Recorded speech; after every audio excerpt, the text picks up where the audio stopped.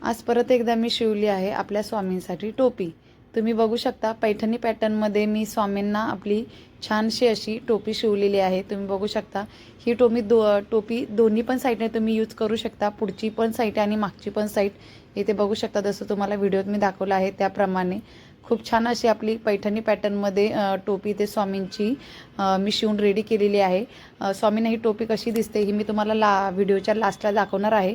तर पैठणी पॅटर्नमध्ये मी स्वामींना शेला आणि टोपी स्टिच केलेली आहे।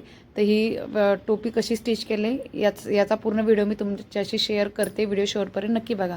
तर 4-4 इंचाचं माप घेऊन मी स्क्वेअर पॅटर्नमध्ये आपला फॅब्रिक कट करून घेतलेला आहे।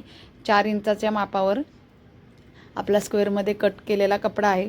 दोन्ही पण टोक सेंटरला घेऊन आपण दोन्ही साईडचे टोक जसं तुम्हाला व्हिडिओत दाखवले तसंच त्याचप्रमाणे आपल्याला दोन्ही साईडचे टोक एकावर एक ठेवून तुम्ही बघू शकता एकदम सोप्या पद्धतीत ही टोपी मी शिवलेली आहे। आता तुम्ही बघू शकता याच्यावर आपल्याला डबल शिलाई करून घ्यायची आहे। आता इथे आपण डबल शिलाई करून घेऊया। मी पहिली एक स्वामींना टोपी याच्या अगोदर शिवली होती, पण ती नॉर्मली थोडीशी लूज झाली, त्यासाठी मी आता 4-4 इंचावर माप घेऊन ही टोपी शिवलेली आहे। तुमच्या मूर्तीवर डिपेंड आहे, छोटी जर मूर्ती असेल तर 4 इंचाचा कपडा खूप होतो, आणि जर स्वामींची मूर्ती मोठी असेल तर 4.5-5 या इंचाचाच कपडा भरपूर होतो। आता आपली डबल शिलाई ते करून झालेली आहे।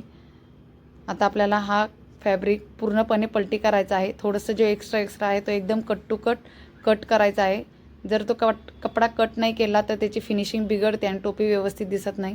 आता हे अशाप्रमाणे आपल्याला पूर्णपणे कपडा पलटी करून घ्यायचा आहे, जसं तुम्हाला दाखवलं आहे अगदी तसंच।